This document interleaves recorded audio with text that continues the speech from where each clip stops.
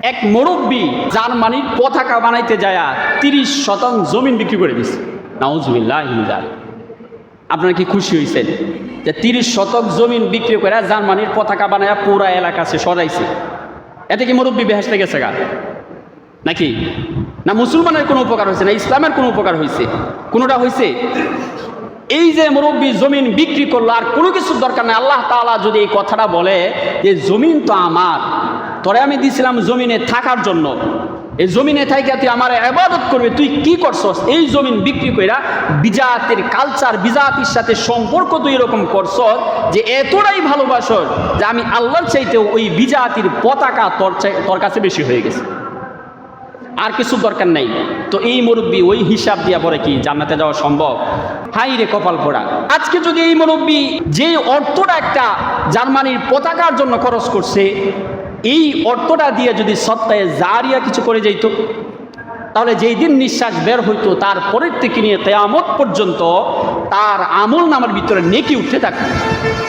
দুনিয়ার গুনাহের কারণে যদি কবরে আযাব দেওয়া হইতো, শাস্তি দেওয়া হইতো, তাকে এই যে নেক যাচ্ছে, এই নেকি যাওয়ার কারণে আস্তে আস্তে তার শাস্তি কমতে শুরু করত।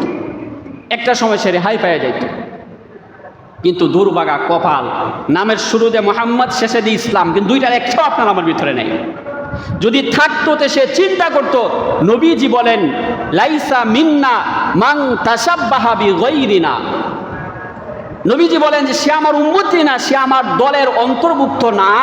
যারা বিজাতির কালচারকে বিশ্বাস করে, বিজাতির কালচার গ্রহণ করে, বিজাতিকে মহাব্বত করে ভালোবাসে, সে কখনো আমার উম্মতের অন্তর্ভুক্ত না।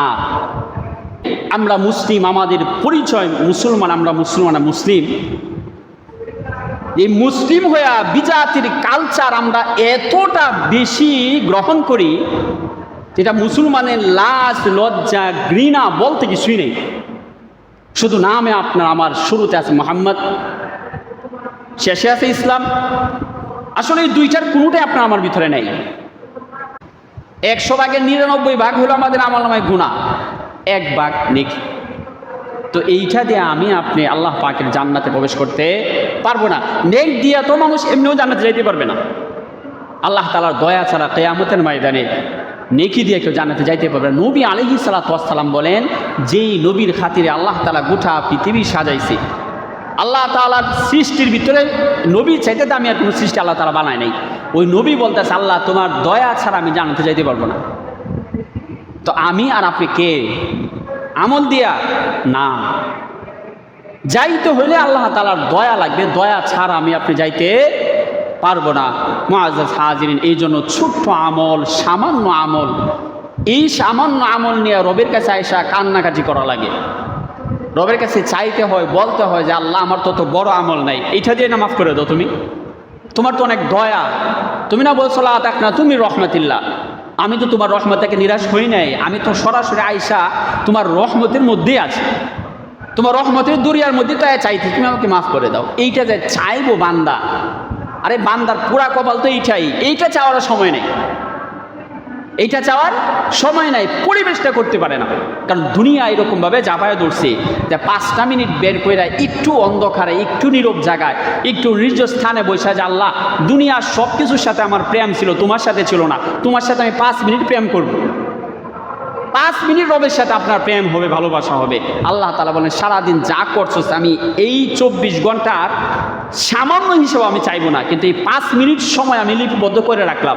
কিয়ামতের ময়দানে আমি বলবো যে আমার এই বান্দার সাথে আমার প্রেম ছিল 5 মিনিটের, এইটার বিনিময়ে আমি আল্লাহ তাআলা মাফ করে দিচ্ছি। কিন্তু আমি আপনি এই 5টা মিনিট সময় বের করতে পারি না। কারণ দুনিয়ার এই চাহিদা, ভোগ বিলাসে পড়া মানুষ আখিরাত ভুলে গেছে। আর দুনিয়াতে এই চাহিদা, ভোগ বিলাস করে আখিরাত যে বলবে, এটা তো আল্লাহ তাআলা জানেন। কেন? ইন্না শাইতানা লাকুম আদুউম মুবিন।